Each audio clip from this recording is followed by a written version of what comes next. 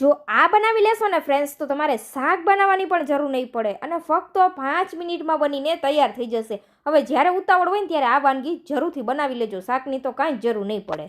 તો અહીં આપણે લઈ લીધો છે તવો, તવા ઉપર થોડું તેલ ઉમેરેલું છે. તેની અંદર આપણે લસણ, લીલા મરચાં અને સિંગદાણા ઉમેરી દઈશું. અહીંયા લસણ, મરચાં અને સિંગદાણાનું માપ એક સરખું જ રાખેલું છે. સાથે 1 ચમચી જીરું ઉમેરી દઈશું અને સ્વાદ અનુસાર નમક ઉમેરી દઈશું. બસ આટલી જ સિમ્પલ જ વસ્તુ ઉમેરવાની છે. હવે ઘરમાં કોઈ પણ શાક ન હોય ને ફ્રેન્ડ્સ, ત્યારે આ વાનગી જરૂરથી બનાવી લેજો. કાંઈ શાક નહીં હોય ને તો પણ ખૂબ જ સરસ ટેસ્ટી બનીને તૈયાર થાય છે. હવે આપણે 1 થી 2 મિનિટ માટે ક્રિસ્પી કરી લેવાના છે દાણાને. બસ ત્યાં સુધી આપણે શેકવાના છે. આ રીતે તમે જોઈ શકો છો લસણ પણ હલકું સોફ્ટ થઈ જશે. હવે આપણે 2 થી 3 મિનિટ માટે શેકી લઈ અને મરચાં ઉપર આ રીતે તળાઈ ગયા હોય એવો શેપ આવી જાય ને ઉપર ડિઝાઇન, એટલે આપણે હવે ગેસની ફ્લેમ બંધ કરી દઈશું અને આ બધી વસ્તુને એક પ્લેટમાં ઠંડી થવા માટે રાખી દઈશું.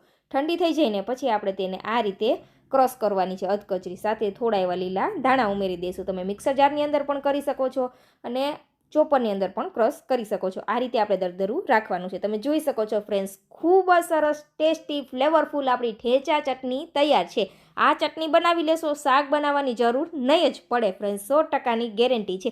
બધાને પસંદ પણ આવશે. તો રેસીપી પસંદ આવી હોય તો ફોલો કરી લેજો.